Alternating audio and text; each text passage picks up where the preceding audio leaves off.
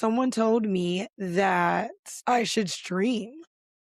And I was Mm, like, what would I stream? that's a good idea. That's a better question. I know, Like, right? It's like, do I play video games? Yes, I've just gotten back into playing them. My dad's gone and I live with him right now, so his I moved his like Wi-Fi router to the yeah. middle of the room, and all of a sudden I have a PlayStation Portal, and all of a sudden I can play my video games again, and I'm like, fuck yeah. Um, so I was playing a little bit of Rivals because I loved Overwatch, Yeah. but I'm a nerd. So you give me Overwatch with Marvel characters And yeah. and It's a and yeah, I'm good, especially because there's so many like X-Men characters. I grew up watching X-Men. Like it was my comfort show. So I had like VHSs because I'm old. I had VHSs of X-Men because like why not, right? yeah. Like, and Rivals is a big thing. It's Rivals, Rivals is one of those games when it comes to like the streaming space where you either need to be ridiculously good or ridiculously entertaining or both. So like, Yeah. yeah, either need to be a ranked play or you need to be one hell of a comedian is what I've typically found with like rival streamers. So, yeah. I think I'd be hilarious, but it would take me a while. But I don't know if like I've turned so many of my hobbies into like careers or Oh, yeah. businesses that I'm kind of like, do I really want this thing to also be, or like, do I want to keep this to myself? And then like Yeah. the only things I would stream would be me watching TV shows, and that gets into like a weird gray area. It does, yeah, it gets into, like, weird copyright stuff, which is like, what do I even do kind of in that scenario? Like, yeah, it's so I have this really weird philosophy on, like, my streaming and my content creation, and Hmm. kind of where to draw the line is, like, my game streaming exists not only, like it serves the purpose of, like, publicity and, like, marketing, yes, like, people get to know me, but it's also for the fact of, like, "Hey, I want to be a part of this community as well as, like, play this game, and Hmm. I want to be accessible, and I want to go and play these games for inspiration for my woodworking and my making." And so it serves like multiple purposes. And then when I get tired of gaming and when I'm burnt out from that, I go and I want to be like, I want to feel productive, air quotes, because it's all a matter of it's like really a matter of perspective. I then Hmm. go into the wood shop and I take a break from the games and I do like manual labor and I take some time away from all of the media and whatever else that going on around the games. Um, Hmm.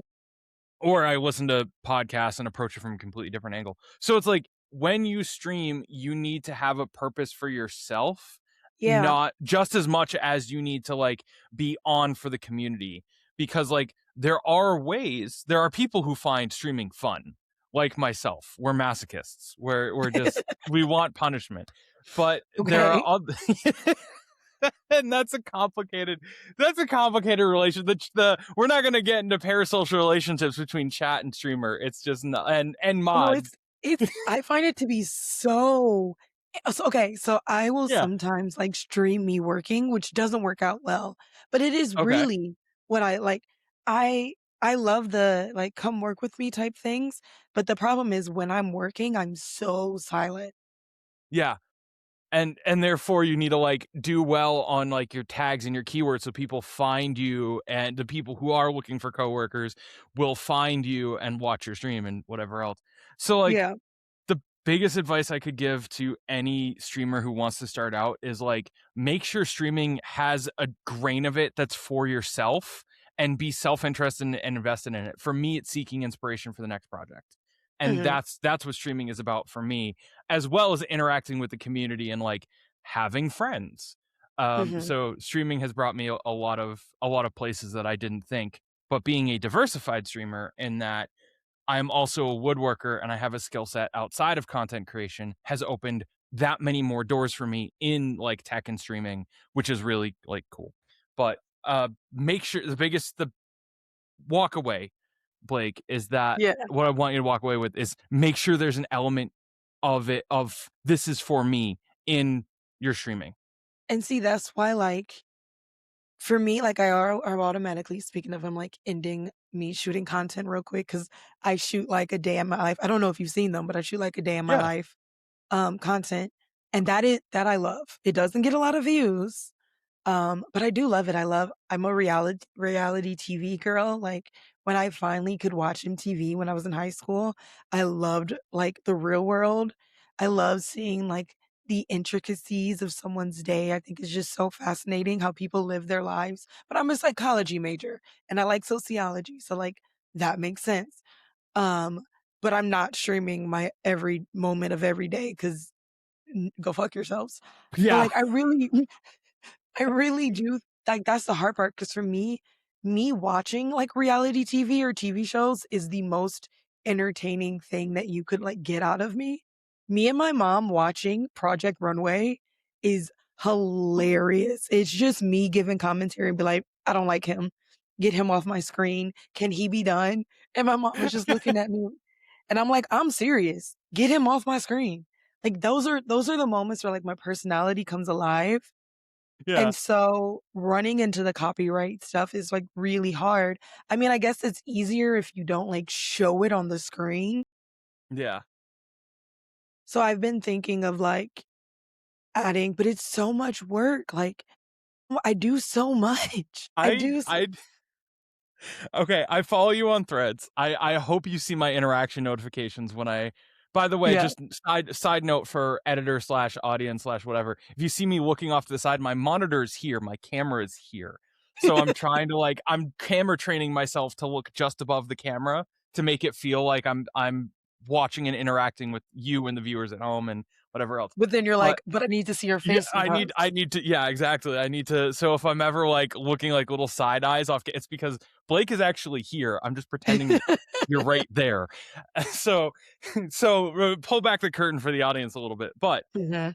um, and then I lost my train of thought. Oh, interacting with your content. Yes. So I have seen your content. I do interact with it, and I d like, I also am one of those people who, privacy. Like if no, you don't get my everyday. You already get my craft and my every Yeah. waking moment and a specific you there are things that I do not show to camera very either purposefully or simply because you don't need to know what I had for breakfast. And if you do, it's for a comedy bit. Like Yeah. ah! Like, it you don't like, I've been doing, stacked waters recently. Yeah. So I started showing me making them and I was like, nobody really cares about that. I'm just gonna drink it. And if anybody wants to know, then they could be like, oh, what's in your cup? And then I would be like, I could do a content about what's in my cup, but I'm not about to show you the 7 steps it takes for me to make this stacked water. Like that's just not like my content pillar, right? Yeah. Yeah. But no, I get like I was filling out I'm using this new like content management tool called Rella. And Okay. it was, like, doing a persona, and I used my persona, whatever, but I was filling it out, and I lost my train of thought that quickly. Oh, and then it was like, "Well, what things are you comfortable sharing?" And I was like, "I don't share my personal life." Like, I may share bits, and people, like, my friends and family be like, "Yeah, but you share everything online." And I'm like, "Do I? 'Cause did you see me crying in the bathroom for 10 minutes? No, you absolutely did not see that." Or, Oh. like, things that happen in my family there's so many things happening in my family right now. Yeah. None of you have ever gotten it. Yeah. Unless it, like, served a purpose for a podcast or whatever, none of you if I fight with my mom, you're not getting that. Like, those things are just, like, really personal to me, but it's always interesting when people see that, like, parasocial relationship and they think they know everything about you, and to your point, they don't realize that I'm only showing you Yeah. these bits out of Yeah. this whole. And and yeah, and the amount of my creator friends that I've had very honest conversations and then realize that they are they live entire, like, even the people who I view as fairly open Mhm, with their content and talking about their struggles, either mental health or otherwise. And mhm, then I sit down with them at a convention or I have dinner with them and I realize that there is like just such a richer life behind all of the content that they either never talk about, I never knew, or even that they like I know creators who I won't name names, but they have to play by like K-pop idol rules. They like can't talk about certain yeah, it is. It's nutty. Like just I mean, I know we'll get into this later because it's one of the topics on the docket, but like mhm, being a femme presenting individual on the internet is you play by a completely different set of rules. And mhm. I'm like, what is go that sounds like a nightmare. What made you consider content given the challenges in front of you? Because that's a thoroughly a nightmare. Yeah. So yeah, that um I can't even begin to I do this very concerned like finger tent kind of thing. Like No, I I love just it. I do like yeah, like me and my coworkers, we're like this right now. We do this. yeah. We're like, "I fear," or "Got a proposition for you here."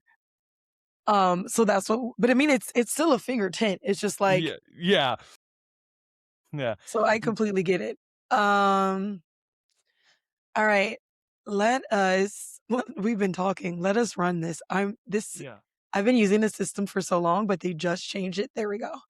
And I'm like, okay, this is great, but I need to be able to find all of my things. All right, let's run our there he is. Let's run our intro and then we'll get into everything else. Let's Okay. see if this works. Alright. Oh, it did. Yay. I'm dead. All right. Hello, hello, hello. It switched us. That's so funny. Hello, Unbothered, and welcome to another episode of Basically Unbothered. Today we are joined by Thomas. Thomas, you want to introduce yourself? Let everybody know who you are, what it is you do, everything like that. Yeah. So my name is Thomas Tusano. I am a nerdy woodworker, and also the Sano and Tusano comes from my half Japanese grandfather. So which is plays an important part of the story and Brandon, etc. But just something that I wanted to mention. So yeah, I make things for the tabletop industry. You might see a smattering of things behind me. Uh, Dice boxes and wood pieces and whatever else that you might catch in frame.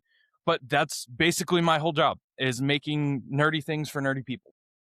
I First of all, I love this. We met at a moth fire vending event.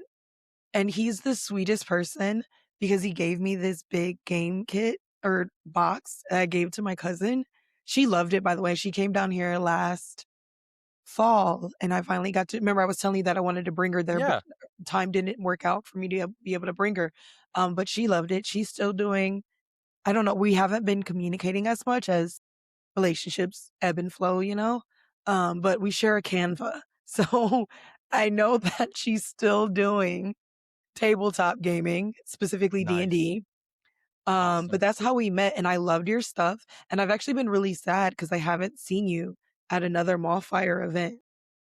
So I meant to catch you the other night because I was hoping that you were going to be there. Two of my Mhm. friends were in from out of town, one from Philly, one from the Bronx. I believe I always get Brooklyn and Bronx mixed up. I get the two like conflated. Get But Queen, Brooklyn, Bronx all mixed up, so you're fine. yeah, yeah. Well, he won't forgive me. Is the No. thing. Yeah, yeah, He yeah. won't. He'll put me up on a cross for that one. So either way, or he'll at least rib me politely. He won't actually do anything violent. But um, either way, my two friends were there, and I wanted you to meet them because they're very much in the nerd space. Cameron with an X and the art of storytelling by law. Um, so I was hoping to catch you there. I have been horrendously busy, and I still have those awesome little book birds that we collaborated on, and I still need to punch them out. It is on my guilty round to it list. So It's okay. Well, like, it's so Mm, funny because for those who don't know, like I said, we met there and then we just connected and then we connected on Threads. And I want to emphasize how like important Threads is as a community.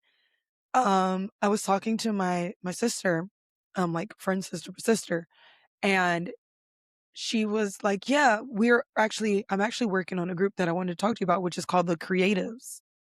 And it's a group of different creative people kind of like coming together, networking, working on projects together, um, and just getting to vibe because it's such a the network in like Michigan can be really big, but it's also really clicky. And so like finding people that, you're not going to these big events and they're like buy-ins and all I was scratch your hand, you scratch my hand type of networking, all of those things. So me, I went to like a writer's retreat and I saw that it was like icky and I was like, let's change this narrative.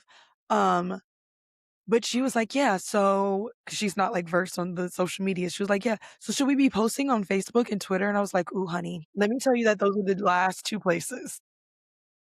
yeah. And also, like, why are we still on Twitter? Why? the the only reason I have, and you will see me on Twitter, is, and you will not probably see me posting with any frequency, but it was Mhm. because of a concept I was taught back in college, that like brand squatting is a thing, and therefore, like, in case someone wants to impersonate you. So that is the only reason I have like Pinterest, Twitter, and any other controversial social media platform, or that doesn't like seemingly align with my brand. It's to make Mhm. sure that no one can impersonate me.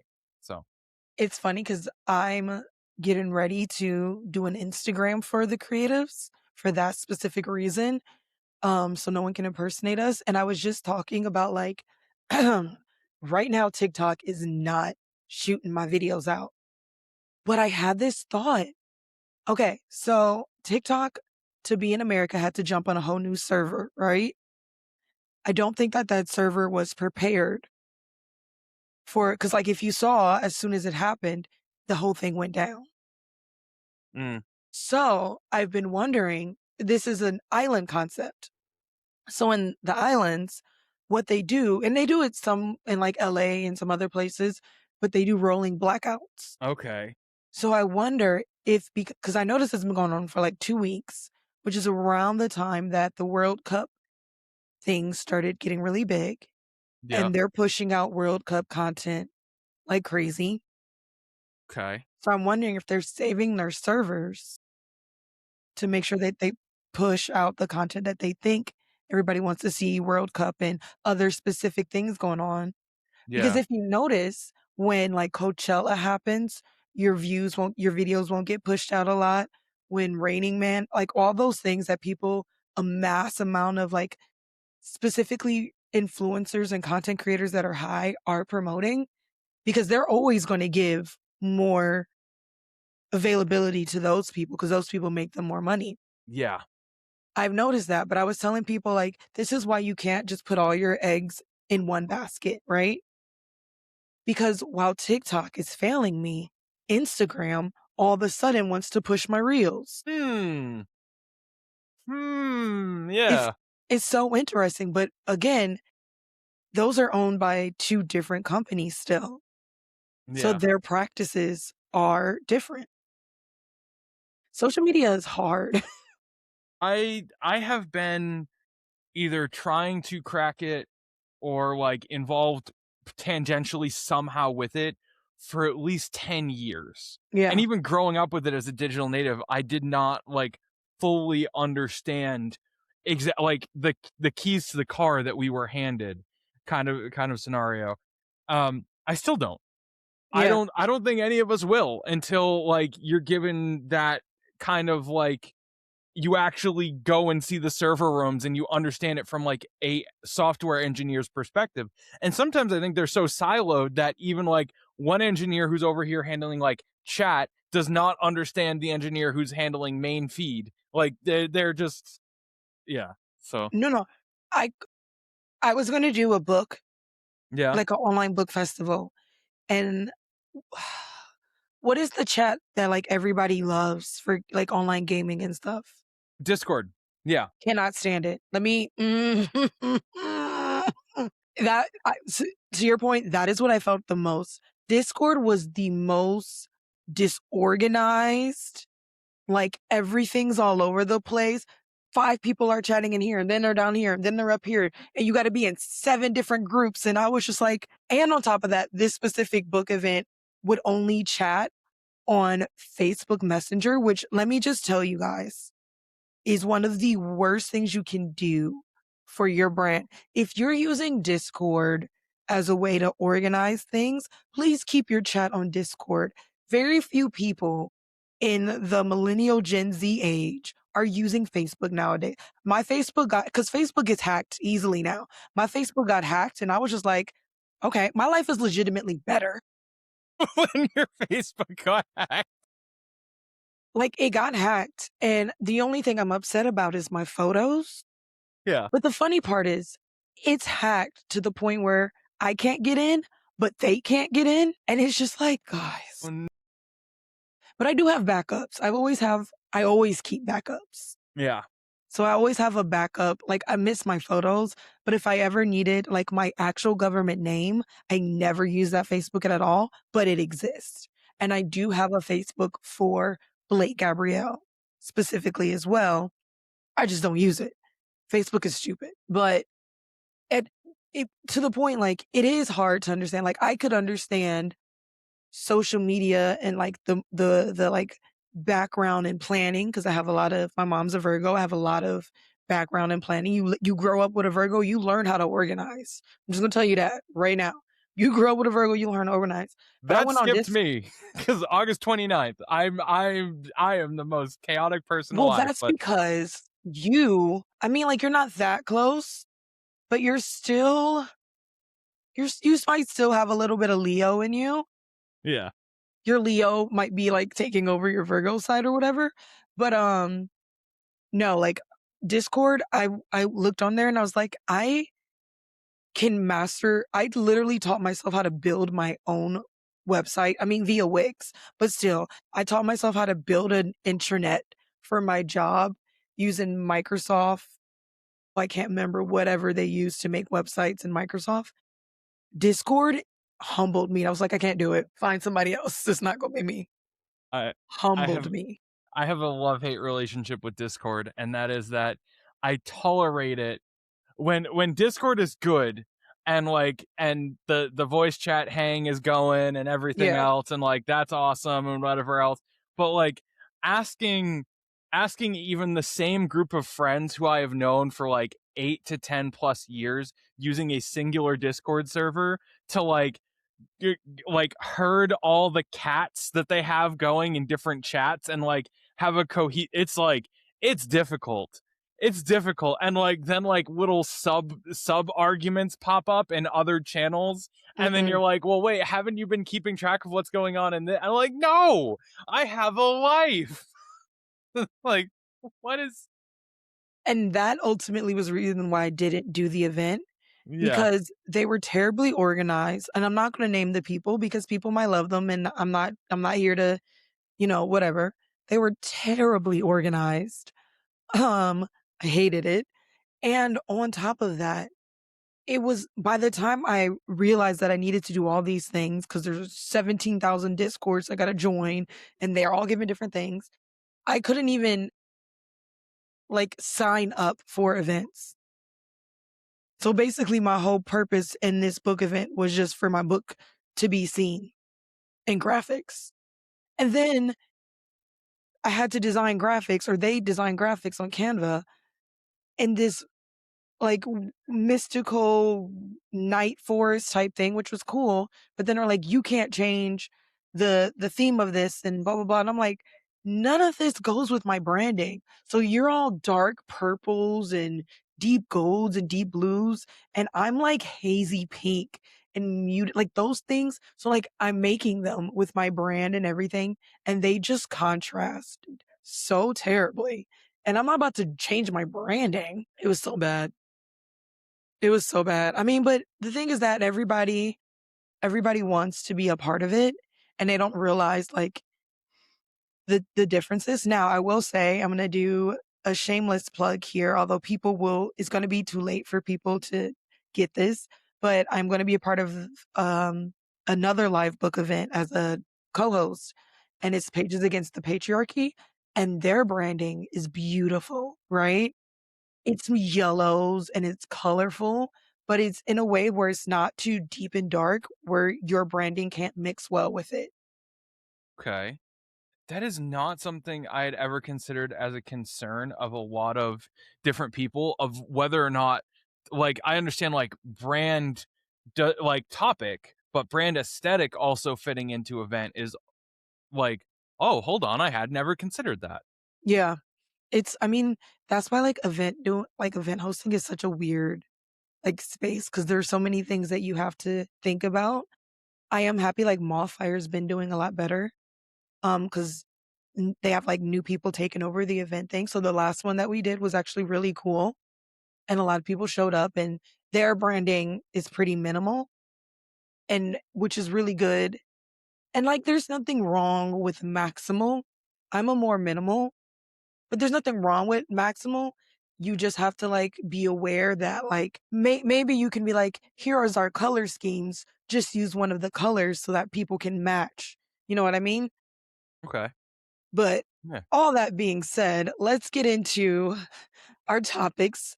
We're gonna get into our pop culture roundup, which sounds so much worse when I don't have a voice.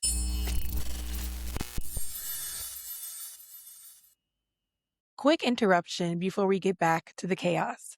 You know how every recommendation list somehow ends up being the exact same books? Yeah, we're not doing that.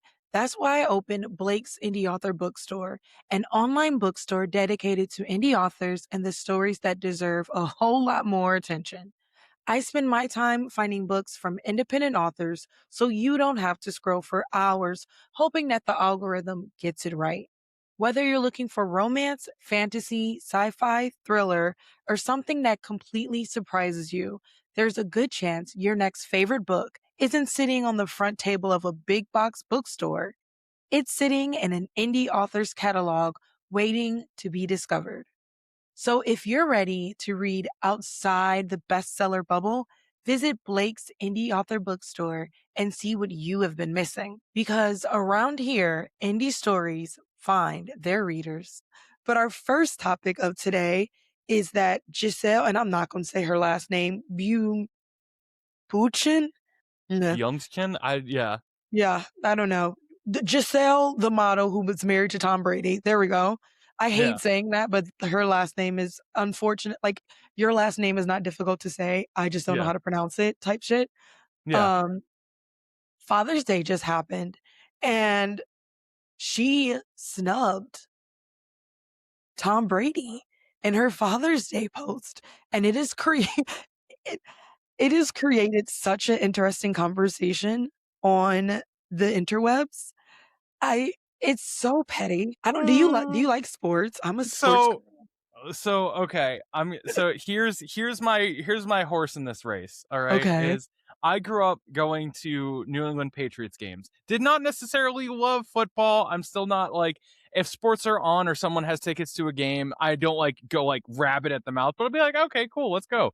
Mhm. And so I read this and then I checked up on it before the show and I was like, good for her. Like, I'm sorry, Tom Brady to me, like I've had a bit of a like again New Englander for years and years and years, Yeah. and whatever else, and I never understood like the star status. I saw like the jokes in like Ted and Family Guy. I they got a chuckle, but eventually like he just kind of fell off the pedestal for reasons air quote like gestures broadly reasons and so I kind of looked at the tabloids and like I googled like okay what's this about and I was just like this is a giant nothing burger but I'm glad she had a good holiday. Hey, so first of all, this is gonna be a weird take, guys. No, go for I love Tom Brady. As a University of Michigan fan, my grandfather went to University of Michigan. I hope to one day go to University of Michigan, although I'm not really a big fan of modern day education. I don't think that study test is the best way to learn and to like I'm really not a big fan of that right now. I think that like more hands-on. I don't think testing people in general is the best way to determine whether they gain that information or not. That's just a me Mhm. thing. Um but, like, I grew up my dad is a huge Tom Brady fan, so I grew up loving Tom Brady. I am still mad at Matt Stafford because I stand by the statement, if Matt Stafford never threw that Hail Mary pass to Cooper Kupp, I think it was, when he was playing, the Buccaneers in the playoffs and won that game after Tom Brady once again did a Brady-like comeback, they all would still be together. But I don't know what happened in their I mean, like, I don't know what happened in their background. Is it shitty that Tom Brady chose football and his career and chasing his thing over his family? Yes. Do I understand it? Yeah, I do. I understand the ego of the menfolk and like or just ego of someone in that status and you always want to end on a good note. And the fact that he didn't end on a good note just felt like really horrible for him and he couldn't too bad for him because then he was getting divorced and then he played like shit the rest of his last season. But I got a good chuckle out of it. But then I thought about like this and this is a terrible comparison, but I make it all the like Kardashian theory, right? Where their baby daddies are questionable at best, right? Yeah. Most of their baby daddies have done something wrong, but they have always been very like co-parenting comes first, whether I like you or I don't like you. Co-parenting is the thing that matters. And like there's so many inner workings. So maybe Giselle feels like Tom is a deadbeat dad and she probably raised their children for the most part, which she probably did. Let's be real. And she probably had to give up some of the modeling and things like that to she probably didn't have an equal partner, and Yeah. that is not fair. But he is still the father of your kids, like, you can't erase that. Yeah. And, like, that's the part where, you know, it's more about, like, the children things, like, if your child is gonna be like, "Well, mom, why did you make this post about stepdad, but not dad?" And then how do you, like, explain that? So that's my other thing. But as a woman, a big F you to someone who probably, like, screwed you over, I'm here for. I just thought it was funny, like, I mean, there's no lore, there's no like you said, there's no nothing to it. It was just she just decided not to do it. Yeah. And On the flip side, Neo and Nick Cannon have to thank, like, 10 women for Mother's Day because they just out uh here procreating. yeah.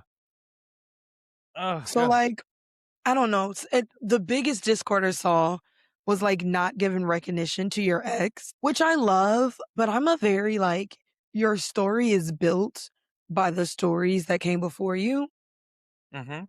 So, like, my exes did whatever they did to me, but I'm the person I am now because of that. You don't deserve credit for my greatness. I'm not going to give them that. But, like, I'm not going to pretend that you didn't exist either. And that's something that that's something that I've also kind of like my friends have so I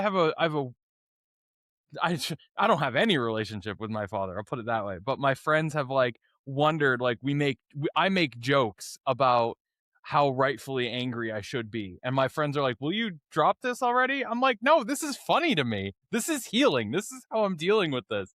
So like, different strokes for different folks kind of Mhm. situation. Like I know that other people are very tired and exasperated by my antics a lot. Um, with like the other thing. So like let's say that going back to the Kardashian stuff, rewinding just a little bit. Let's Mhm. say that Giselle had made a post saying something about Tom.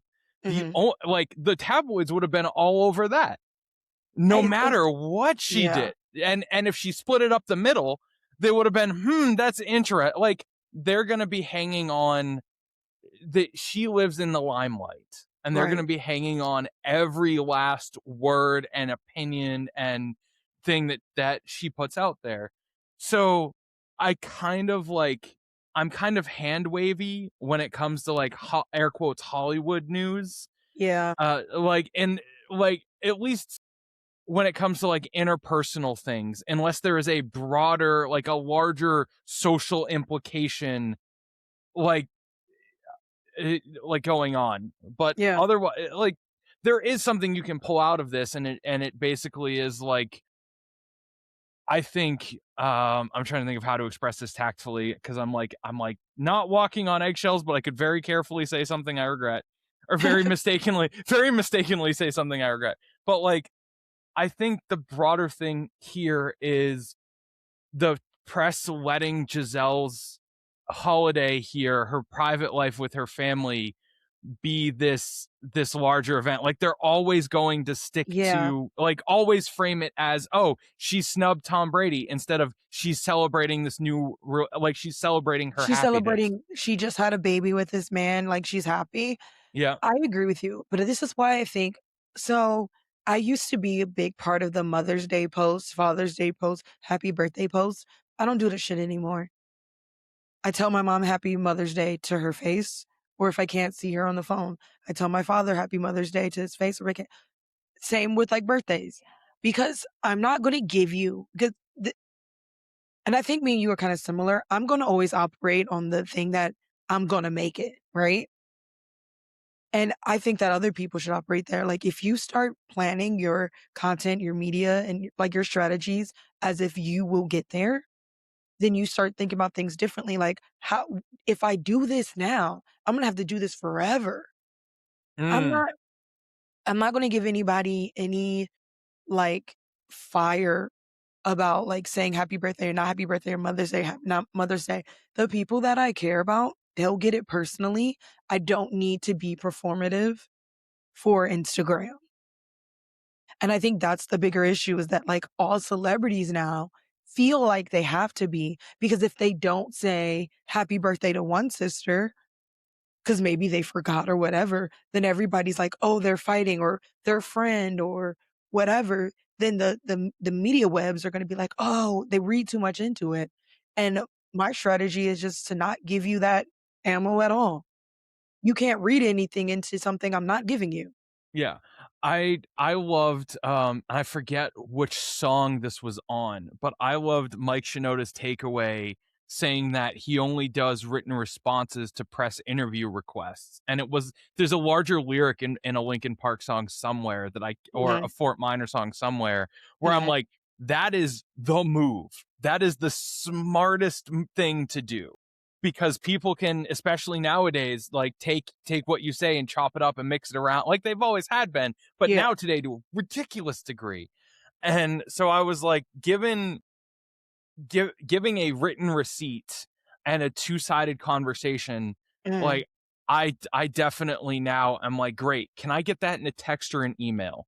If I want to hold someone to something, I'm like, give me that in a text, give me that in written communication Mhm. before we move forward with anything else. Because It I'm, yeah.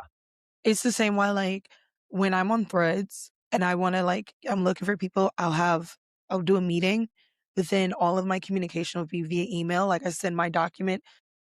It's so important. I agree with you. Alright, I Yeah. could talk about this for days. Let's hop onto our another topic, which is Yeah. one that's near you. I don't know if you are an Olympic person, but it's near and dear to my heart.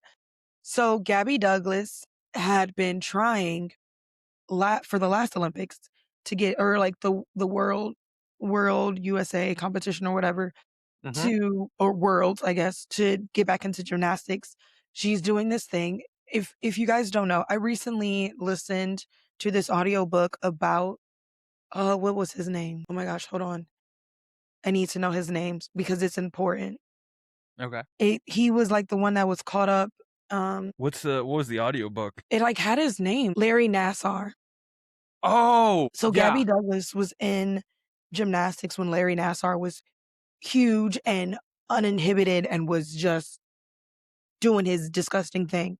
And a lot of women from that team and not only was it Larry Nassar, but a lot of the people who were running Team USA at that time, they're also under investigation. And there's like from the book that I read, or audiobooks, they they're discussing that they're still under investigation and they got booted out of USA Gymnastics and there's a whole like organization.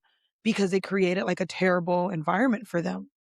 And so Gabby Douglas and a lot of other gymnasts around that time took a step back from gymnastics because it was too toxic. It was too much. They weren't having fun anymore. But she's trying to make her comeback for the 2028 gymnastics, which would be insane because what you listeners might not know is that gymnastics usually has a like time frame for age because once you start puberty, your body doesn't move the same way. That's why gymnastics are built like this, right? Their body is literally a weapon. It's their tool. Most gymnasts don't even get periods because they have to be so like once they get a period, their life is just like their career changes, your body change like women bodies, right? You once you get those, you get curves, you get like me, I'm trying to embrace my life has decided since I had a surgery that I'm gonna be a little bit more curvy of a person. That's been really hard for me, but I've had to embrace it and I'm working on it. But like it's hard. Also, when you get older, your body just hurt. I'm 34, and if I do this, my shoulder cracks. Like you're like, yeah, look at my body aches too. But I do love Gabby Douglas, and everybody loves Simone Biles, and rightfully so. But Gabby Douglas is my Simone Biles. I looked at this story, and Hmm. so I'm going to admit just flat up front, like my authority on most of these is pretty nil, pretty zero. However, Yeah.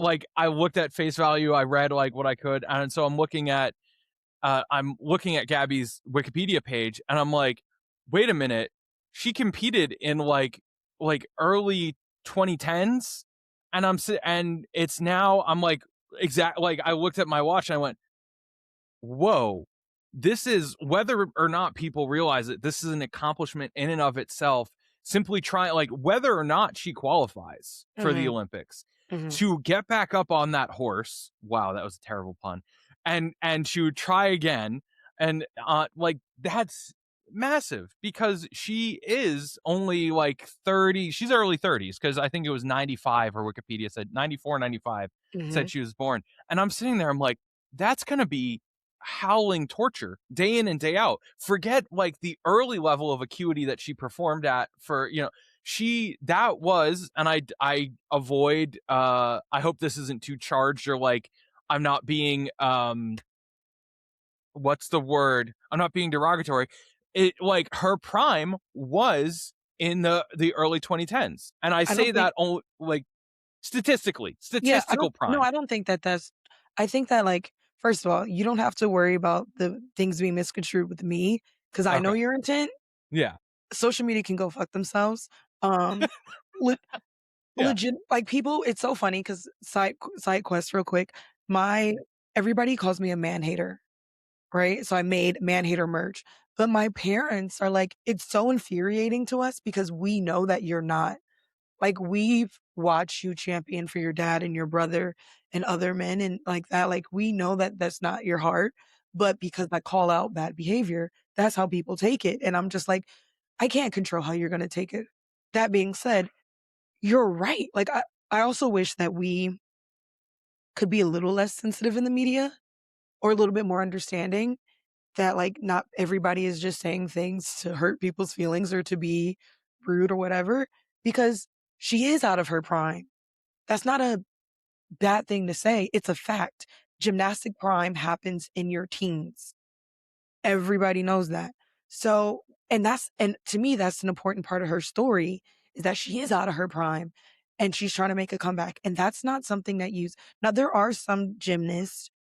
I'm not well versed in gymnastics to be there, but there are some gymnasts who have been older and participated in it. But to have the goal to make it to the 2028 Olympics is crazy because Olympic gymnastic has changed so much from 2010 to where we are now. Like, because of Simone Biles. Simone Biles has raised the bar so high that it's just like the amount of tricks and ways you have to twist your body into is just different now. And Simone Biles has competed in 3 Olympics. Yeah. But I also love a good underdog comeback story. Yeah, 100%. I'm sitting here and I'm like, yes, like I hope this turns into something. I hope that we're talking about Gabby Douglas, and I hope it changes the landscape to shift that window and that prime just a little bit later so that there can be, because I think too often like there's this, we don't talk about what we're doing to young bodies Yeah. or younger people, and I say young like 18 to 40, Mhm. when we're talking about the pro athlete track, because by 45 we've burnt these people out and forced them into careers that they like, unless they were paying very close attention to like marketing and all the other things that were going on alongside their athletic career that they Mhm. normally do not have time for, we have Right. essentially turned these people into just like they're just dead weights and they need to find new outlets, and like they're, these are human lives that we're talking about. So Yeah. like, so I'm hoping that it causes this shift in this larger conversation of like, hey, the window can shift a little bit later without it being devastating. Yeah. So I also love that, like, that is the conversation we're having right now with women and men, right? I hate LeBron James. I cannot stand that man on everything and on basketball. But the fact that he's still performing at his age and still being a contender is amazing. The fact that women and Hathaway, is that a topic? I want to make sure that's not a topic. Okay. It's a topic on, I don't I know, don't but think yeah, so. I just checked. we can, yeah. And it's a topic for like my other podcast, but that's okay. They come out differently. And Hathaway just announced that she's pregnant. She's in her 40s. Um, we're now bringing attention to like Vera Wang didn't become Vera Wang until her 40s, and Samuel Jackson wasn't known until his 50s. And like this idea that, you can't do it. And like this is something that's so passionate to me because my best friend who's no longer here was she like doped herself up with IVF treatments because she was in her early 30s and the doctors were like, your eggs drop. You're not going to be able to do this. And I think she ended up doing like 3 rounds, which is crazy. And every time I was like, hey, how about we take a break? And she's like, no, no, like I'm going to be out of my prime. And I was like, no, like we can legitimately, like, you're still young. And I like that concept is like lost on people is that Yeah. you are still young and you still have time to do whatever you want to do. Yeah. And So go ahead. it's something that I have an anxiety I don't think I've publicly hugely talked about, but, like, as I'm getting these pains from being a trade person, I get very often pangs in my arms and my wrists from doing what I do, either sanding or manipulating or whatever else, and I find Mhm. myself thinking like, "Oh, great, here comes the heart attack that I was warned about, like, in family history and whatever else," and I'm sitting there like, "No, I'm tops 35." Like, Mhm. yes, I'm in the window, but I'm still statistically way earlier. I need to put this anxiety aside and do the job and the things that I need to do instead of Mhm. seeking like comfort. But it's still like there is a voice that someone else put in my head that, like, once you reach unk status or whatever else you want to call it, like that's it, we're going to put you out to pasture, you're no longer culturally relevant anymore, and Yeah. you are enfeebled and should not be doing a certain set of things. No, no, like that should not be it. So yeah. I love that. By the way, as a Yeah. writer, I get like the authoritis pains myself. And when I'm like heavy into like editing or writing a book, I actually have to have wrist, um, what are those called? Yeah, like the The braces or the, Yeah, wrist braces on both yeah. of my hands because it Yeah. gets really bad. So I feel you. I've also been like, when we were talking about like my body things recently. So like I had a surgery to remove a crap ton of fibroids that basically made my body think it was pregnant.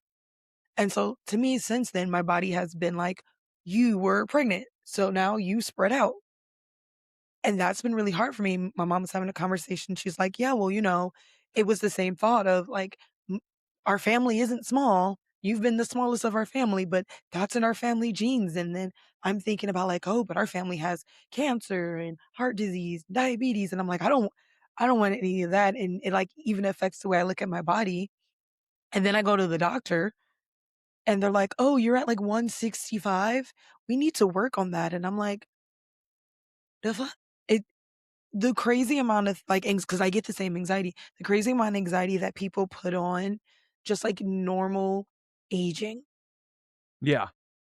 Like, you're aging normally, your bones are doing this because you use them a lot, and you can do things like I'm taking collagen right now to help with the joint stuff. You can do things because we're in a world where you have it, but you don't have to, like, your life isn't over.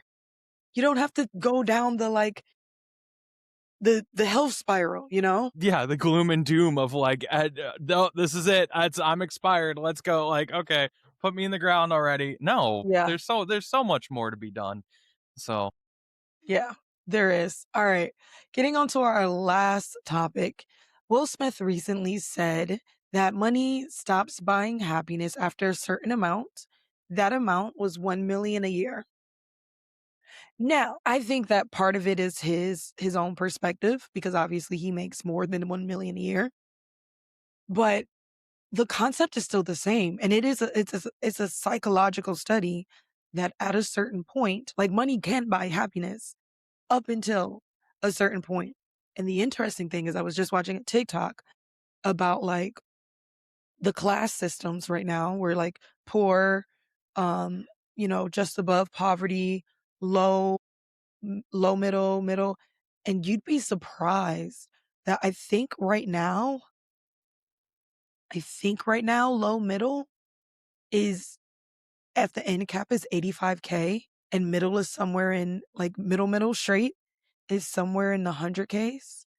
And, like, that's insane. Cause to me, if you're making 85K, you should at least be middle. yeah, yeah, Getting close you should be at the getting close to, like, high middle.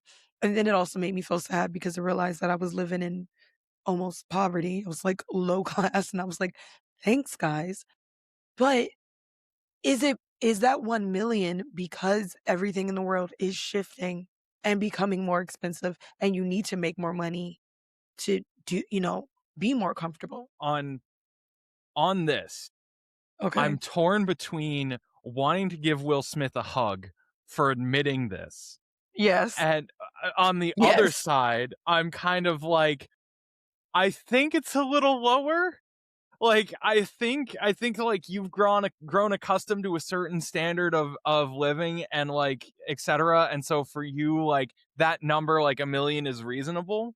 Mhm. But I'm like, honestly, if like there's a point where if I had not the figure, but the economic prosperity of someone bringing in anywhere from like the range of like 150 to 225 a year as a household, I think that's fine.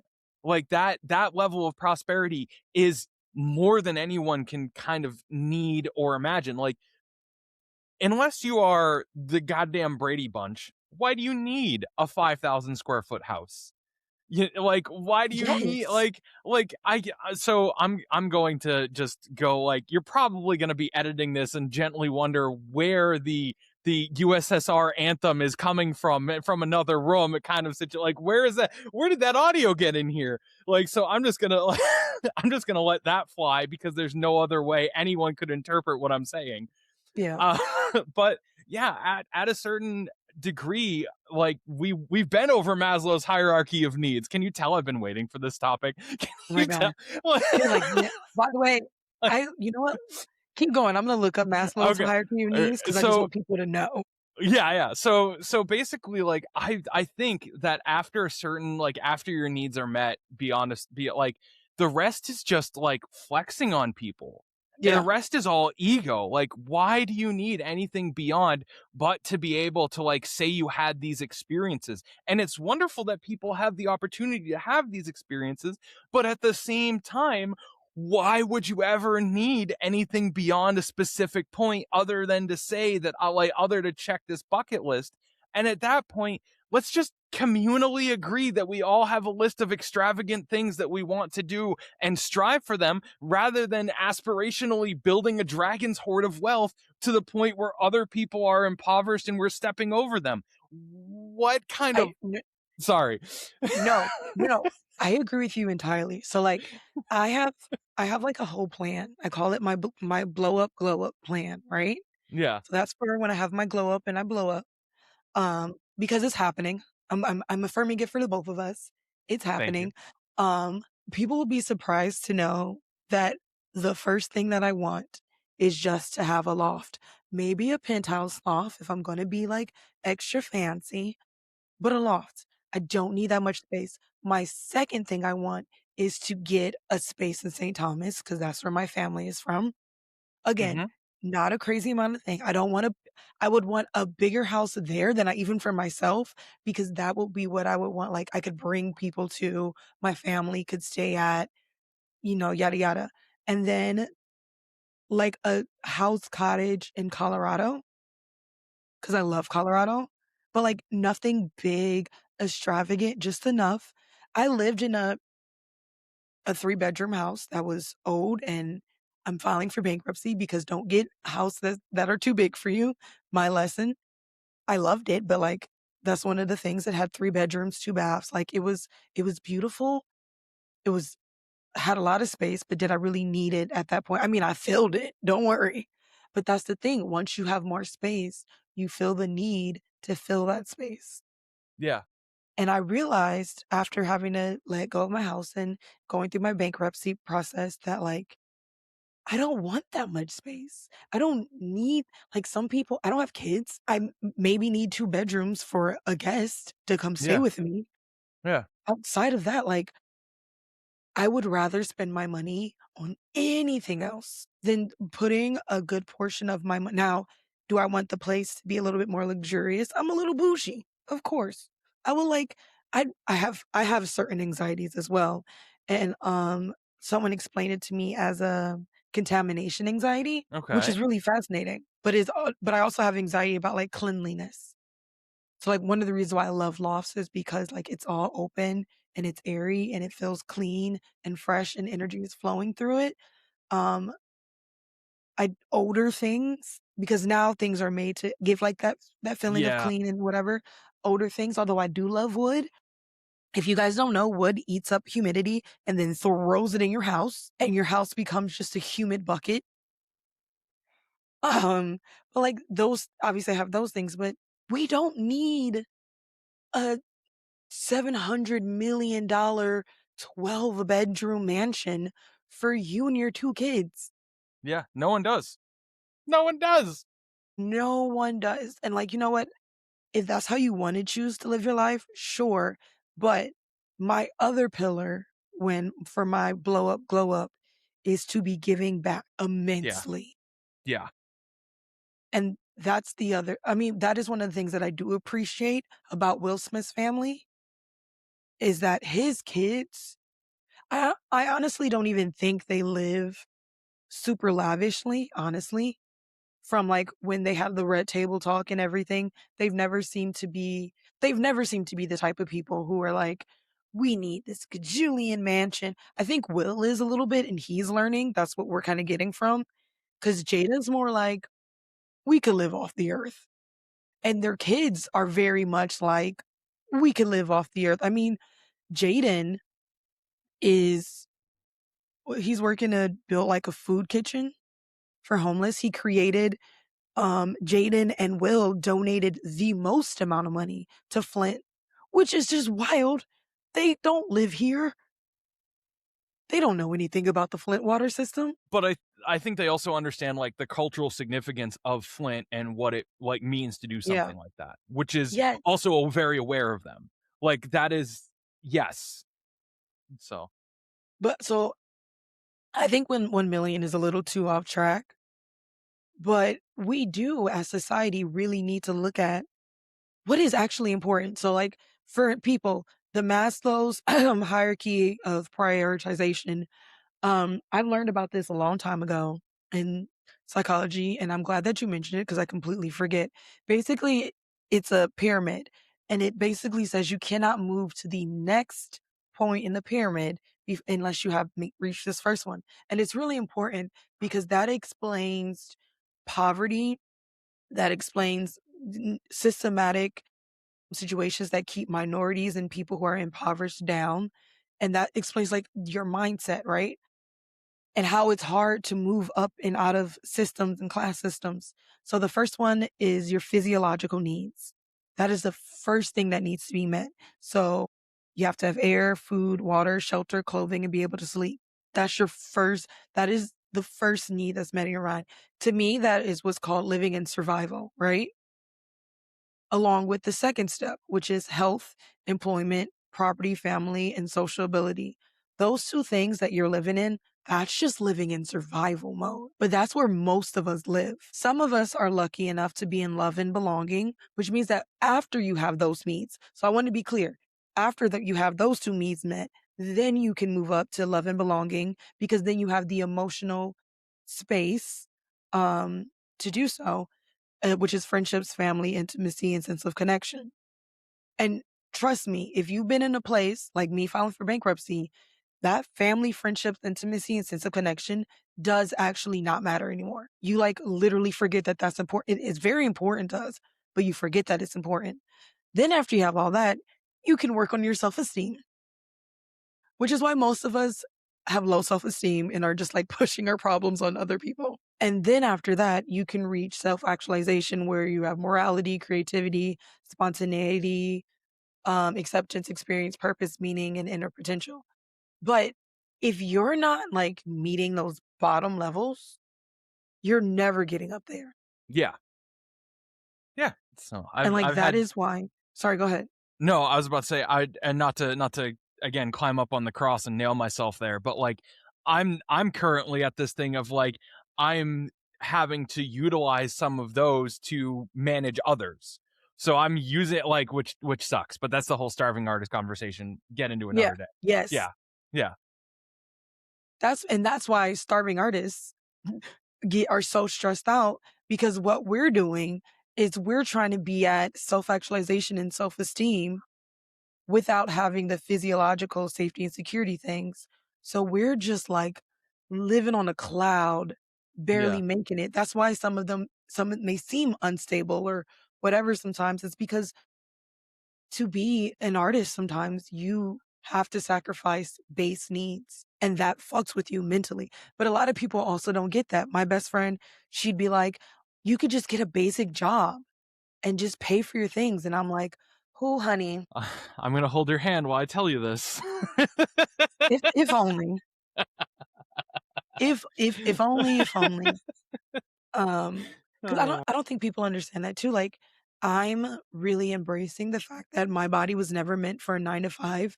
And I'm also starting to really embrace that my body was never meant to work for someone else. Yeah. And there's And nothing wrong with that. it's terrifying and no one ever tells you because I've gone through that same thing Mhm, and that realization and just kind of like I remember working for a company where I was doing what I love to do and what I want to do and what I was doing now. And mhm, I remember eventually having a day where I just like anxiety puked and I was like I haven't done that since I was a small child over separation anxiety over my like me and my parents. mhm. I was like what the like what is going on? So yeah, like, what the yeah, woof. It's it's crazy, but I want everybody to remember that like 1 million isn't the answer. I think it changes for everybody, and Will Smith is saying that because he probably could live comfortably off of 1 million a year based on how he's lived his life for most of his life. But money actually, to be clear, does not buy happiness. If you remember, money is at the lowest of that list. Yeah. It's money My is just supposed to be the base. yeah. I I will my one closing thought Mhm, is for any of you out there that find yourself in a place like myself and Blake are, demand more from life. And you have every reason and expectation to do that when it comes to your needs. Demand more from life. and I'm not saying like go up to your partner or like your boss or whoever It'd else be and like, like "Give me a yell at that. raise." No, but I'm saying like whole, yeah, but like whole. Well, I mean, sometimes that's that. Well, to your boss, sometime or your employer, sometimes that's the solution, but not always. This is not legal advice. Um, but like expect more out of your life and seek that abundance, that manifestation, whatever you want to call it. Seek more, seek greater. Ask more of what you can get out of life. Don't settle. I agree. Sorry, I'm trying to move this softly because it makes, like, the most creaky noise, and Yeah. I have ADHD, so I play with it, like, 17 times a day. I agree. That's where I'm at now, and it's been a beautiful place to be in, is where I'm like, "I want more." And it's scary because I'm starting to notice that when I say it, things disappear from my life, problems start to happen in my life, and I'm trying to remind myself, it's like, if you demand more from life, you can no longer live in this area. Your life is going to start to shift to put you in another area. Go with it. It's scary as fuck, but Oh my demanding more from your life is important. Oh, it's so terrifying. It's so terrifying. This is a conversation where I would love to sit and just have a beer with you about this because this is goddamn like it's terrifying. It is. It is. So First of all, you work so close to my job. You and I can have a beer anytime you yes. want, Yeah. legitimately. Like, off the podcast, let's schedule that. 100%. Because All right, I wanna talk about that. yeah, Okay. we're gonna skip our pettier facts and we're gonna get right into our main topic, which Okay. is diversity in gaming.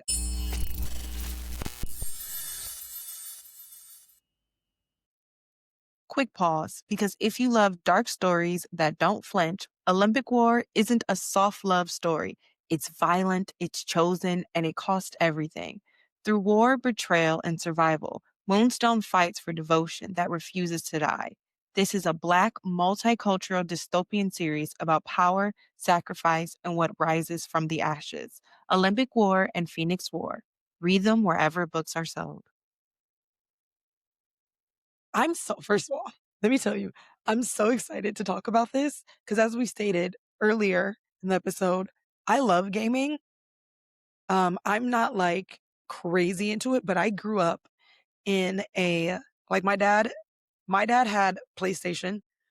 When he had his PlayStation, me and my brother were playing on the Sega Genesis and Sega Saturns. He had what was the third Sega? God. I don't Sega I wanna say it hopped to PlayStation, but for some reason I feel that's wrong. I There was think there the was Sega Genesis sorry, go ahead. no, go ahead. I might be the Dreamcast. Yes, Dreamcast. It was the Sega Dreamcast. So we Yeah, had the Genesis and the Saturn in our room. He had PlayStation and Dreamcast in his room. So I grew up playing. I play Mortal Kombat. I don't have the same feelings that people feel about Mortal Kombat because, again, my dad had a PlayStation, so we played a lot of Tekken. yeah, So I didn't get into Mortal Kombat lore, but I just remember, like, tennis, Sonic, other, like, games that we had is just something that was Sega was just the best. But I grew up in a gaming household, and then we always had new PlayStations, new Nintendos. I've had a Nintendo, um God, I'm gonna forget. What's the first handheld? Why is my brain blanking? it would be the Game Boy and then the Game Boy Advanced and then Game So Boy, the Game Boy Color, Game and the Boy Game Boy Advance. Color. So I Yeah, had Game Boy, and then my brother had Color. We both got Advanced, and we both got DS's. Then we had, Wiis in our household. We had PlayStations 1, 2s, and 3s, and because my brother started to really like Halo, we also got Xboxes. Like, I grew up in a nice. gaming household, but I always had to prove myself in said gaming household. And before we get into it, I'm gonna tell you this little anecdote. I wanted to watch Degrassi, and we had one TV downstairs, right? This is before, by the way, my brothers, they gamed, like, they loved gaming so much, and they all, like, came over our house that they got different baby TVs. And this is before they started charging you for, like, how heavy your internet can roll for Yep, streaming. They got yep. different TVs, and they would all be in the basement. One TV's over here, one TV's over here, one person's playing on the big TV. playing each other so that they couldn't look at the screen Yeah, and see so their they're positions. Crazy. But, I wanted to watch Degrassi, and, like, that was on the big TV. They wanted to play video games on the big TV. I'm like, "Okay, fight me for it." So we played Tekken. I don't care what y'all say about Christy. Christy's the shit. Fuck you. I she's the best button mashing character that you can ever find. Y'all should just be playing her more. I beat these boys 21 to nothing. I had whoa. s each one was 30 minutes of TV time. I had so much TV time. I was just living in TV time. Loved it. I love that you all just are wagering liar's dice style with over Yes, Tekken matches yes. I mean, that's the 4 look, hours before the mast. that's the way you gotta do it. Yeah, You know, it's so funny because I honestly think that, like, if we were given the chance, it'd still be our personalities. yeah. Let me fight you for it, but I'm not just physically. I'm just imagining Davy Jones trying to wrap a claw around a controller, just quarter circles, Mr. Turner. That's the way we should fight wars, guys. Can you beat me in Tekken? Agreed. Agreed. I'll take that. I love that. Oh, oh But man. you're I mean, So gaming is different, right? So you're in all different forms of gaming. yes. So I'm gonna admit this is kind of a pet peeve where like I almost wanted to be not angry for show, but give people the spectacle of me rallying on this. Okay. So I exist in so many in gaming in all its forms, almost to the point where I just blanket call it storytelling because it's easy. It's way easier to explain it to across different generations to just say it's a form of storytelling It is. because I'm in tabletop RPG world, I'm in trading card world, I'm in because this right here is actually my commander deck for Magic the Gathering. So like I'm in that world. I'm in video games. A lot of my content that I'm doing now, or like my content planning, involves tying myself in with larger game studios. I've done work for Bungie. I've done a lot of different work for social media and content creators, where like I'm creating thematic pieces based on what they do, and so yeah, I'm like that is my whole job is to Mhm, make for I call it one of my branding words is nerdery. It's just like different spaces, different things for geeks and nerds. mhm, And so the what is stuck in my craw about this is that I look around and I am friends with or I have earned the respect of or I have like the connections I have made I'm very proud of. If I go through my social media and I go through my mutuals and I go through people that I've shared messages with, mhm, I've got people from across all different marginalized groups, and I'm very proud of what I've curated there.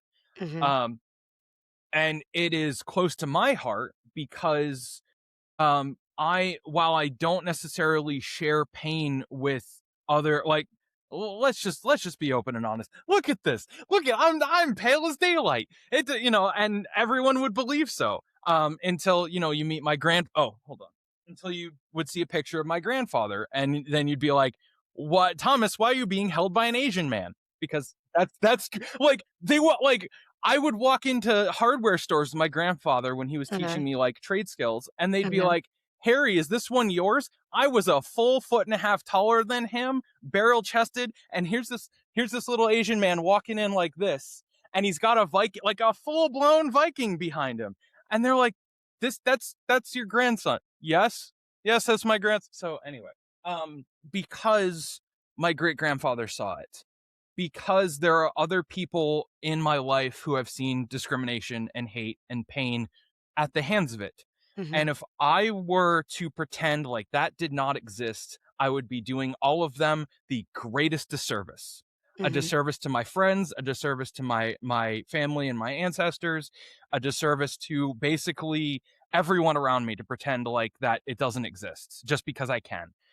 mhm. No, I'm not going to insulate myself from that just because I have and not to get savior about it. I just think that people shouldn't be hateful towards one another.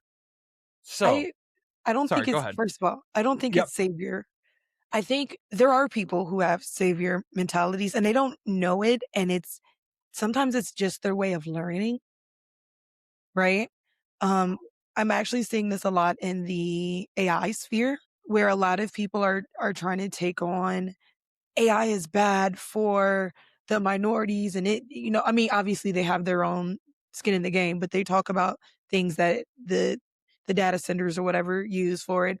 And that to me sometimes can ring that way. And I don't think they intend to, but they don't realize that although AI does all those things, it actually helps minorities in such a different way.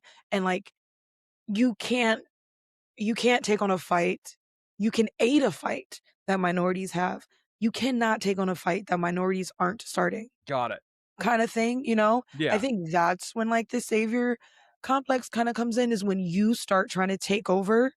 Like if I were going out, and someone says something like not racist, but there's like an underlying tone there, you can't take on the fight if I'm not taking on the fight.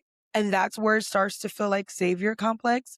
And I also want my people and people of color to understand that that is just a natural way of people trying to make up and learn for maybe their own past behaviors or things that they've learned.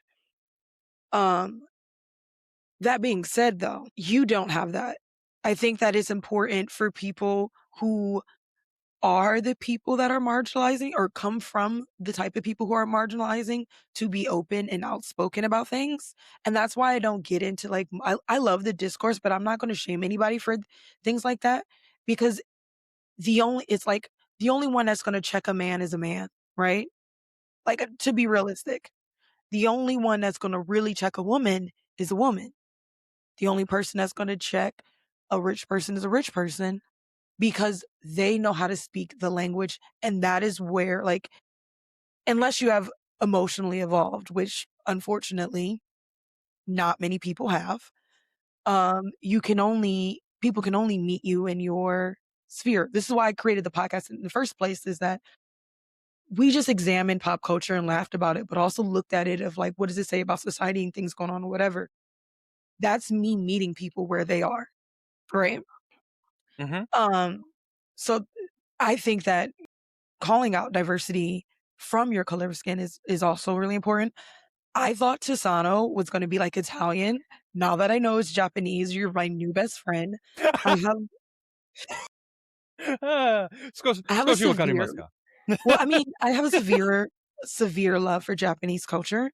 I wanna get like, I have a very base level understanding of it. Obviously, I'm a little too independent for some of the Japanese cultures, and I recognize that, like, I don't wanna be one of those people like, "Oh, Japanese culture is so cool." It's like, "No, no, I want you guys to be clear. They're very conservative in their family practices, depending, right?" That's how the whole Harajuku girl thing kinda came forth anyways. It was a stark contrast to the very, like, constricted being of Japanese culture. Japanese culture has evolved. Also, Japan is the cleanest country in the world. And we all just talked about my anxieties, so but no, there's just something about it that's been fascinating, but Yeah. I I also have love your multi-dimension of gaming mm, because I think so, that that's also really cool.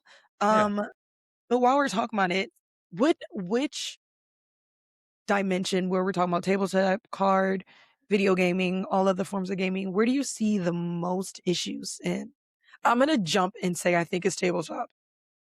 I oh, I think that there is a lot. Okay.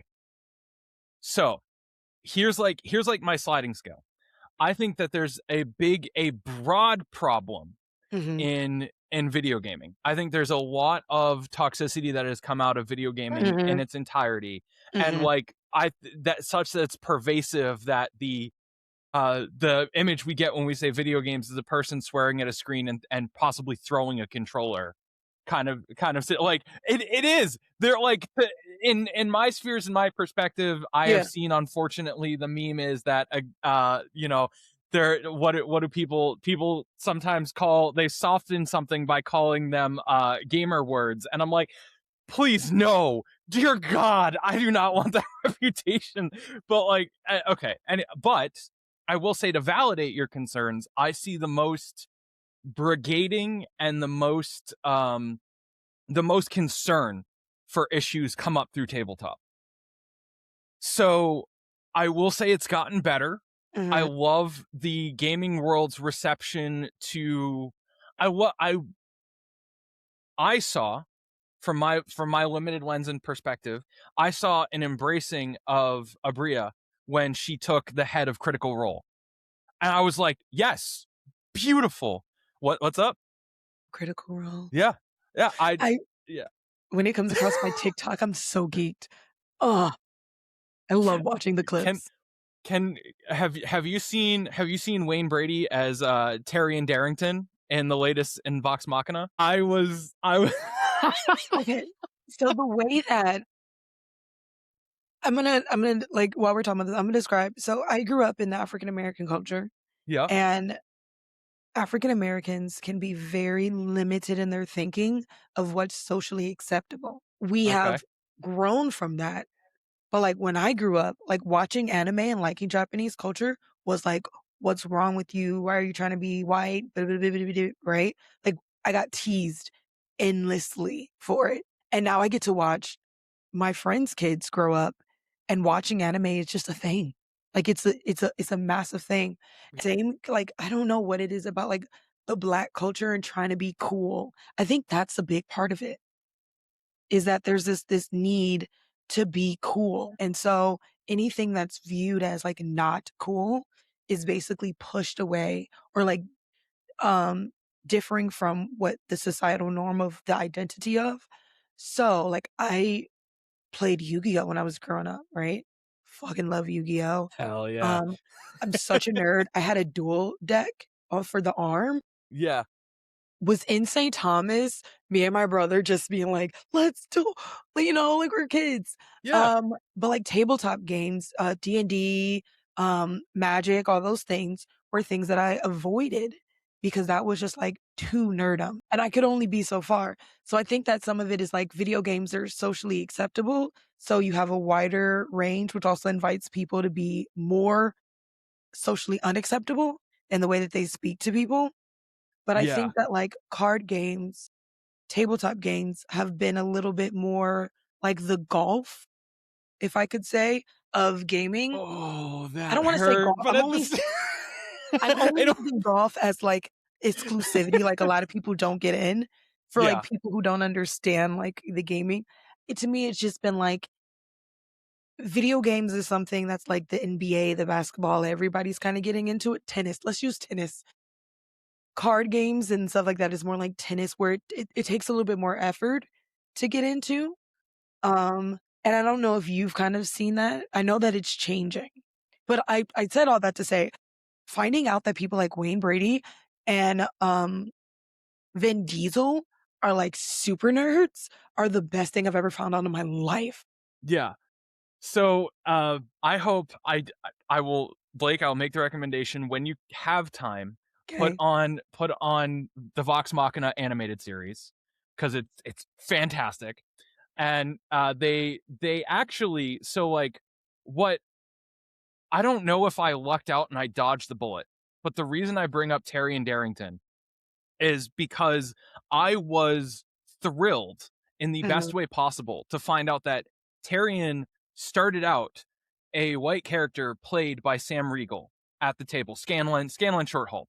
mhm, And then they went and they cast Wayne Brady, and his character, I feel, and I would love the judgment of other people with broader perspectives, mhm, that the change that they made to Tyrion Darrington was great for representation and just well handled. And mhm, I'd love to hear otherwise if that's the truth. But I looked at it and I was like, this is awesome. I love the character arc. I loved like everything about it. And I was like, this is what we need. Because as you see like Abrea and other people like oh god, I forget her name. Erica, she did the ghost for she did the voice for a very Asian centric voice. I'm gonna get roasted in the comments for not just knowing this because Erica's like tabletop royalty, and the fact that I don't know who she was, Erica You're Ishii. fine. Um, seeing all these different people and voices in tabletop is fantastic. Yes. I want this. I saw recently there's like in Magic the Gathering, which I Mhm. would also honestly lump into tabletop. There is a lack of female voices. Mhm. And then I saw recently Liz of Lorwyn, who is a Michigan-based creator, come up into the Magic space and be welcomed and Like, no. embraced. Yeah. So all of this to get at is I ultimately want to see a broader and more diverse tapestry in gaming because it adds different stories and perspectives, and then we get more comfortable about those dynamics. We break down barriers through storytelling and by Mhm. welcoming more people to the table. So Yes. why the hell are we not concerned with the composition of the tables? Yes. Like even okay, if you have to have an overly pale table, make sure like if for some reason you cannot find, which is like this strikes me as a little bit of we didn't put in the effort kind of Yeah. situation. But Mhm. if you have an overly pale table, the very least you can do is involve women, involve people who have let's say queer voices, involve people like myself who are of mixed heritages and backgrounds, and make sure that the table is diverse some way shape or form. And I would prefer to see more color at the tables. I would absolutely prefer that. I also understand the difficulty in I understand the difficulty in some audiences may not resonate, and therefore if you're aiming for economic success, like on okay, I'll like admit that's kind of like a harder thing. However, now with Abrea being at the head of Critical Role, I see no more fucking excuse not to have more people like that. I don't see it anymore. Like I don't see the excuse not to have a more diverse table. I So think, one of the things you said that I love was that gaming is storytelling, and people miss that. And like, even when you play NBA 2K, there's a story mode that they create now because they realize that the games that are more successful are games that you can fully immerse yourself into the story, right? The story of our world is diverse in general. And being able to show that that's what I do in my books, right? Like being able to show that in storytelling is so fucking important. And there are lots of studies, like taking it to an economical stance, that companies do better when they have diverse CEOs or C-suites, because then they're able to reach a bigger demographic. And if you think there aren't people there, my cousin runs the D&D on Island for Blurds. By the way, if you guys don't know what a blurred is, it's a black nerd. She runs a D&D on Island for Blurds. I don't know if she's still doing her online one, but she was doing her online one, and that wasn't getting a lot of traction. But that happens when you first, start. Online D&D is hard to because it's all about kind of like the community. Now, I'm yeah. not a D&D'er myself, so like if I say anything wrong, don't come for me. I just am surrounded by people who D&D. I've watched a session. I think it's cool. I don't know if I think I'm way too self-conscious of myself right now to fully get into it. There has to be a level, which is beautiful. Theater people should really actually get into D&D. I mean, that's what you see with Critical Role, right? So Critical Role, for those who don't know, it started off as these sets of celebrity actors and actresses, whether they do physical, like in your face acting or voice acting or both, coming together and D&Ding. It's fascinating because they have that background. They really get into it. And really enjoy D&D, you have to really get into that character. Um, and that's why it's so I don't know if I have that in me anymore. I'm a little too self-conscious. I'm working on breaking down those barriers, but I love watching it. It really is because these are, the world is being kind of controlled by your dungeon master, which my cousin is. The level of evil that she has as a dungeon master is hilarious. Hilarious. Guys, if you can go follow her, I think it's like Hello Nidas on social media, freaking hilarious. Her level of like, she loves to play games with them, but it's so, I love watching it and I love watching like diverse. And then my sister, she was just telling me that she's in a poly relationship, which is again another form of representation. And they do D&D nights with their friends and they were hosting it. And I'm like, this is in a world where we feel so separate from everybody, having things like this that can bring us together and feel connected is so important. But when you don't allow for diversity, you're gatekeeping and preventing people from experiencing this community, but you're also preventing yourself from learning about other communities. Yeah, yeah. Because like I didn't know. So I did know the term blurred because I someone one of my friends very tongue in cheek Mhm. suggested that I should go booth at BlurredCon, and I was like, I mean, like, Me with there was okay. they did it to ruffle my feathers and to be like, not to make me like angry, but to sit Yeah. there and like watch me stew in the 7/8 white guilt that I have. Like they were just like, I 7/8. well, grandpa's half, mom's a quarter. So anyway, it was really funny. Just like I was like, I don't know whether that's a compliment or whether I should be concerned of taking an opportunity away from someone in that community instead. So I was kind of like, they watched me short circuit and they had fun with it. They're like, what? Let's watch him implode. Let's sit back and watch him Look, have an anxiety attack over this. you'll be the token white person, okay? Ah! Yeah, there we go. There we go. There's the yeah. Uh, so so anyway, um, oh man. But one of the things, so one of the things I kind of want to, I that I like mentally pinned Mhm. was, and that might be someone telling me to stop slamming on my desk because they're super concerned. Okay, no, it was not. So, what I wanted to give to you, Blake, in terms of like doing D&D and like approaching it, the best thing I can do is take the best like advice I can give, and this is what every D&D player does with whether or not they realize it, is they take the most damaged, like ignored portion of themselves and Mhm. they make a character out of it, subconsciously or otherwise. Mhm. And so my first character came out of this place of like, this is all my anger about the injustices that my mother saw at the hands of my father.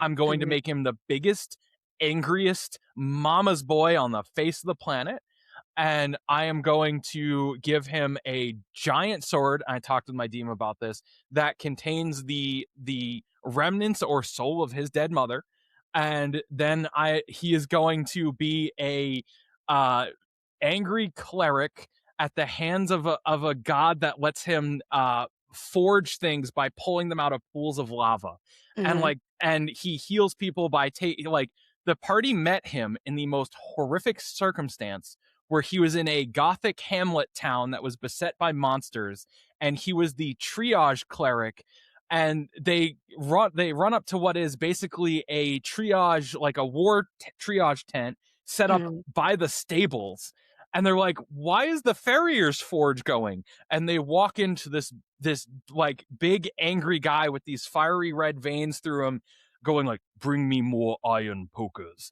And he's like taking the iron pokers and cauterizing field wounds. And they're like, that's your cleric? That's horrifying. Like, so, and that was the party's introduction to him joining up, and on was like, here's this big angry, like, it's just son of a bitch. And they just realized that no, he's angry at the injustices he sees in the world, and that's Mhm. where all of this is coming from. The second character was more whimsical, but then eventually turned dark. He played on he was a satyr with a Scottish Highlands accent kind of thing going. And he more played on the darker sides of kind of what do you do about the very slippery addict who's still like functional and useful to you, but is like obviously has a very fraught Not the relationship with drugs?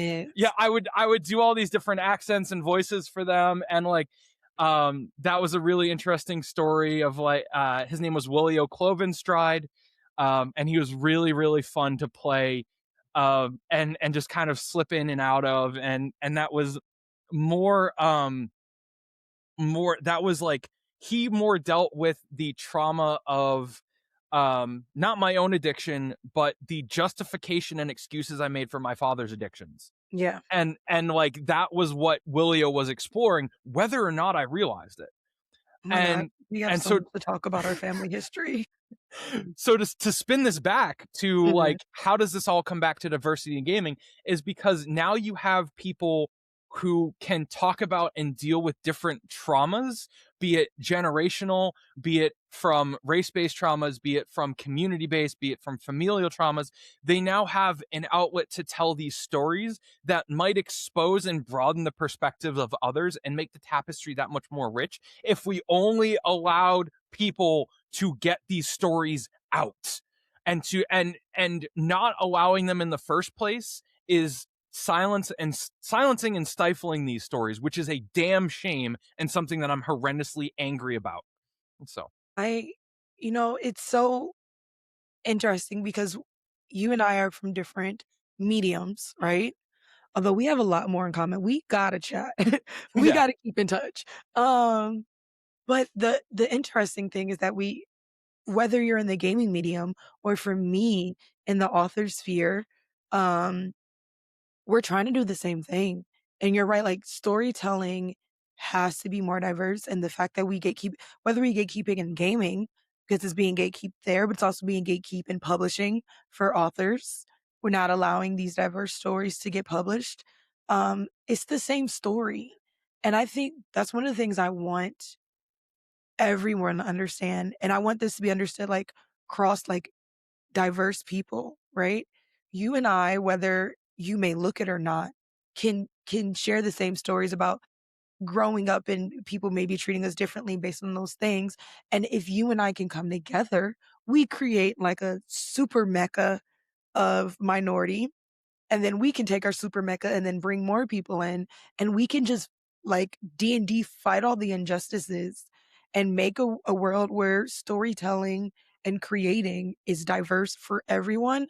I think to speak for myself, one of the things I dislike about the African American culture sometimes is we're so self-focused. Fair, understandable because we've experienced these injustices, but we get it in our head that we're the only ones who've been done wrong or our wrongs are the most. And I don't like to play the game of right and wrongs or most and whatever, because everybody forgets. And I say this all the time and I'm going to keep saying it. Everybody forgets that America had an entire Japanese/Asian internment camp during World War II that no one talks about.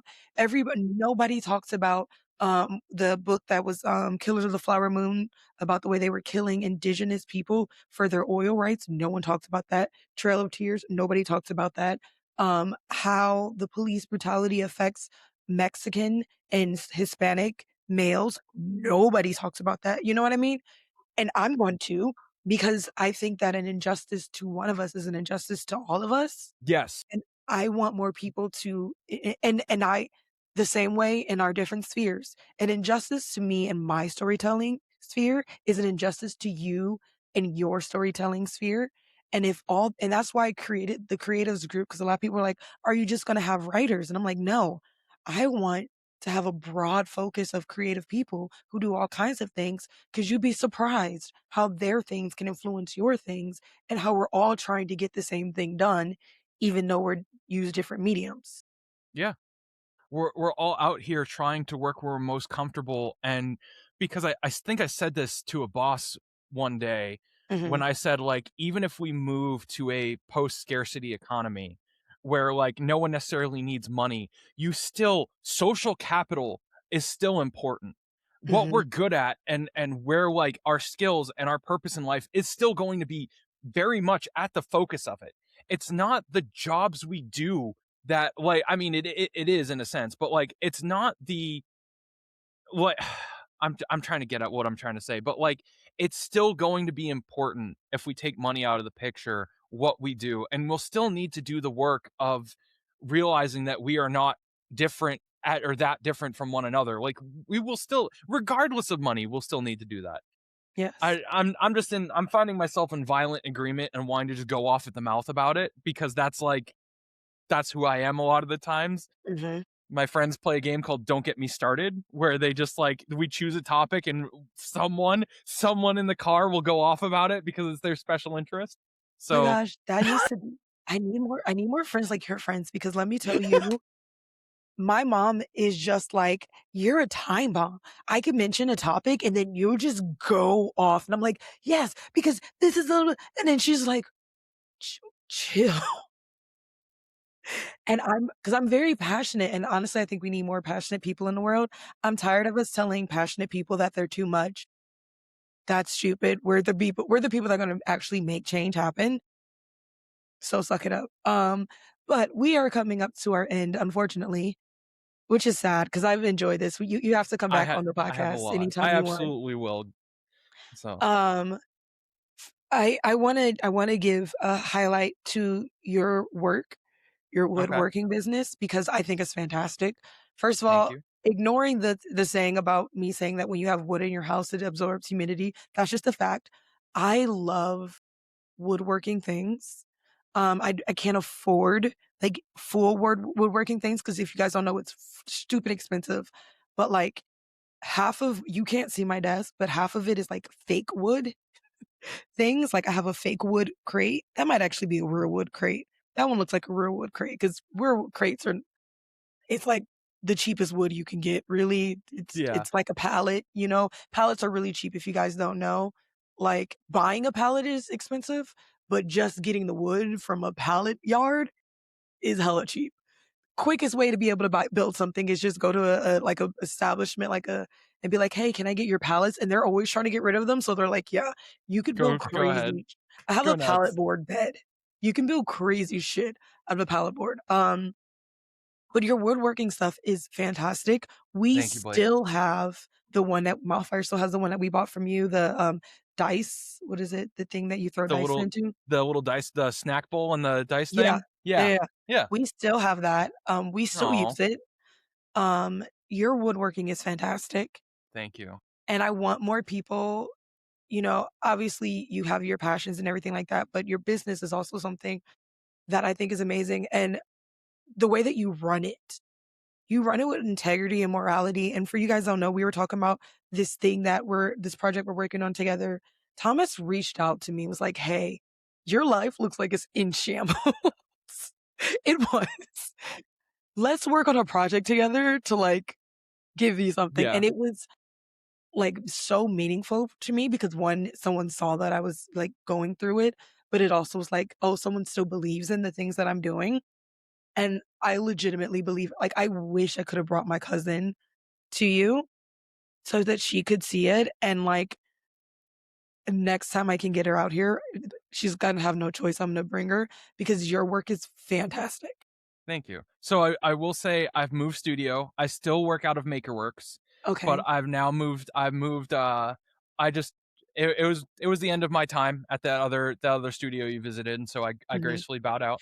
I think I Uh saw something about, like, you getting the new studio on social media. yep. So I have a studio in Jackson now that allows me to do a bunch of industrial what? What are you gonna No, it's not funny, but it's funny.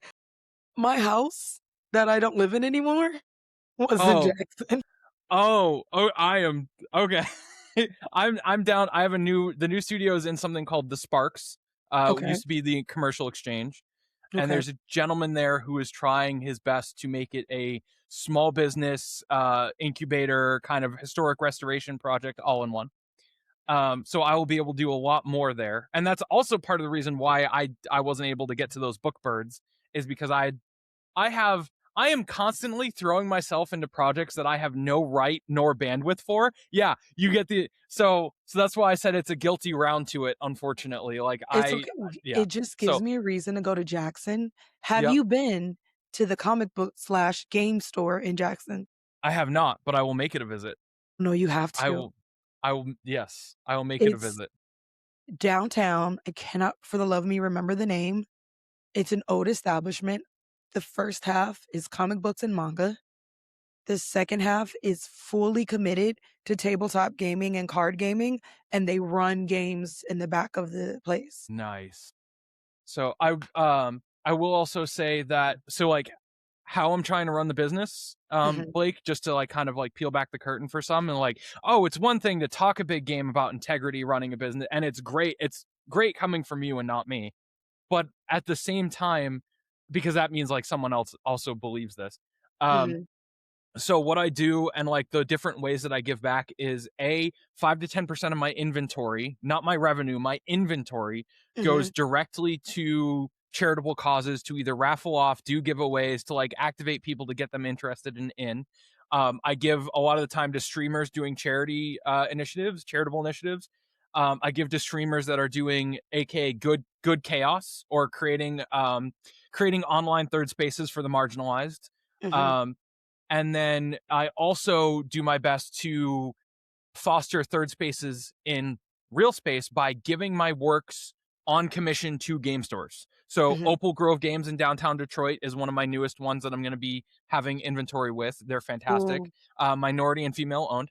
Then there's RU Game in Saline, and then I am also signing contracts with the Upkeep, which has stores in Howell, Canton, and Ann Arbor. mhm, So, and I give them that so that they can keep like I grew up in a card shop. And so I want other people to have the experience of I can go to this card shop. It is a safe place. It is a well supported place by the community. I want that to continue to be there and be a resource for other people. mhm. So, I love it. I'm trying to be like you when I grow up. But I mean, I guess I do my indie author stuff and I try to make spaces for that. But I love businesses that are like, okay, I have this. How can I help? Um, and when I say integrity, I mean it. I don't find a lot of people don't make fun of me. I'm British sometimes, so I say integral. I've learned this. I don't. There was something else I said earlier, and I can't remember what it was on the Maslow's pyramid, and I said it a certain way. And my mom is like, "Why do you?" First, I say deity okay. instead of deity. Or do I say deity instead of deed? I'm one of those. I can't remember. When I think about how I say it, then I can't say it. But I say integral. And I don't find a lot of people in this world integral enough. So like when I say it, I truly fucking mean it. Like I want that to Thank be you. very clear. Um, and saying that, I want everybody to know where they can find you.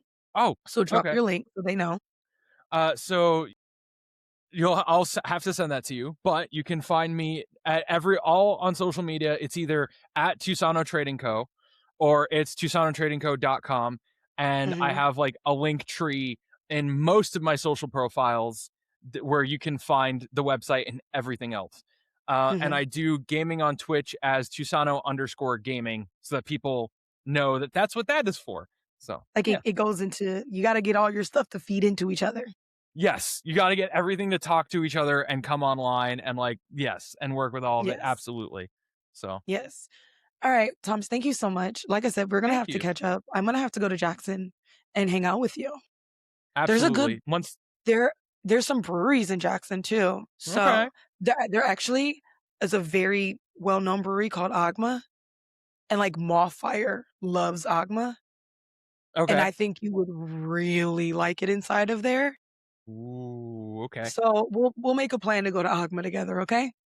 Okay. All right. Awesome. Thank you, Blake. Thank Thank you so much. n- no, thank you for joining me. Thank you guys for listening. And until next time, bye guys. Bye. Gabby Gabs podcast.